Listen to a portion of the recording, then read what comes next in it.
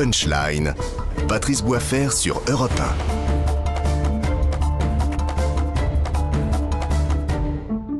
1. De retour dans Punchline sur CNews et sur Europe 1. Merci encore de votre fidélité. Toujours avec Karim Zeribi qui est consultant CNews, avec Céline Pina, fondatrice de Vivre la République, Alexandre Devecchio qui est rédacteur en chef adjoint Figaro et Vincent Hervouet, bien sûr, journaliste chez Europe 1.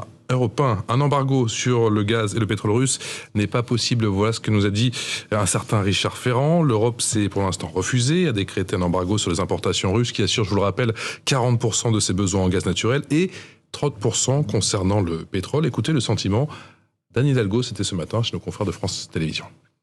Il faut vraiment que Total maintenant sorte aussi. Je suis pour cet embargo que nous devons prononcer au niveau français et au niveau européen. Bien sûr qu'il y a un temps d'adaptation. Je suis quelqu'un de pragmatique, mais il faut y aller parce que ces 700 millions, 800 millions qui tous les jours sont versés à Vladimir Poutine en contrepartie du gaz russe, ils viennent faire quoi ? Financer les armes de guerre contre l'Ukraine.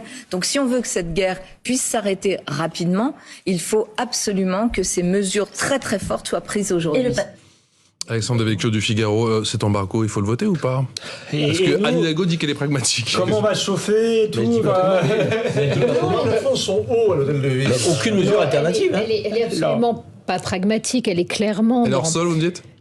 Oui, en fait, en gros, le problème de la guerre, c'est que ça vous oblige, alors que vous aimeriez énormément d'être dans l'éthique de conviction et pouvoir affirmer votre hauteur morale. En fait, si vous voulez être un vrai dirigeant, il faut faire un pas en arrière, garder du recul et être dans l'éthique de responsabilité.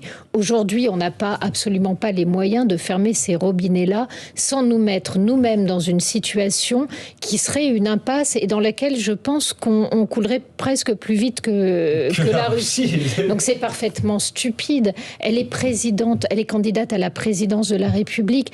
Elle devrait avoir un petit peu de hauteur. On est vraiment chez certains candidats dans qui veut faire l'ange fait la bête. Le problème, c'est de mettre de la morale là où il faut mettre du sérieux. J'imagine qu'elle est mise sur le 100% renouvelable, même si c'est compliqué pour demain. C'est impossible. Et c'est impossible et c'est surtout pas pour demain. Donc il faut arrêter de vendre aux gens ce qui n'existe pas. Je trouve que c'est atterrant, tout simplement parce qu'on voit aujourd'hui des gens qui se mettent à prendre des positions morales. La guerre, ça demande du sang-froid. Malheureusement, on peut pas s'offrir le luxe de la morale, voire de la moraline dans ce cas-là. En revanche, on peut être efficace et on peut aussi reconnaître que tout simplement, le fait, par exemple, d'avoir coupé la possibilité pour la Russie d'avoir accès à toutes les réserves de dollars et à un certain nombre de réserves est une mesure extrêmement forte qui n'avait jamais été prise, en tout cas depuis fort longtemps. C'est quelque chose d'efficace, c'est quelque chose d'extrêmement brutal. On a eu le courage de le faire. Il faut peut-être attendre aussi que ces sanctions-là donnent leurs effets. Et d'ailleurs, la réplique, on vient de la voir, parce que la demande d'acheter en roubles le gaz et le pétrole, c'est clairement une réplique à cette sanction. Et c'est pas une volonté d'humiliation, c'est une manière aussi pour la Russie de soutenir sa propre monnaie. Karim Zeribi, Anne Hidalgo, candidate PS à l'élection présidentielle, est-ce qu'elle a une position hors sol ou courageuse ? En fait, il y a des campagnes qui prennent pas. C'est un secret pour personne, et sans être méchant avec quiconque, quand vous plafonnez entre 1 et 3%, que depuis que vous avez déclaré votre candidature, à 3 semaines d'élection présidentielle, c'est que votre campagne ne prend pas. Et chez les candidats pour lesquels la campagne ne prend pas, ils usent d'une stratégie qu'on appelle la stratégie de différenciation, à tout craint. Et donc ils sont capables de dire tout et n'importe quoi pour se différencier, pour être un peu audible. Et là, en l'occurrence, elle tente d'aller sur un chemin sans apporter aucune solution. Parce que dire je suis pragmatique, il faut donc un embargo. Mais si vous dites pas comment vous remplacez le gaz russe et le pétrole, très franchement, il n'y a aucun pragmatisme derrière son propos. Il n'y a surtout pas de proposition. Or, être pragmatique, moi j'aime bien quand on la colle à des propositions.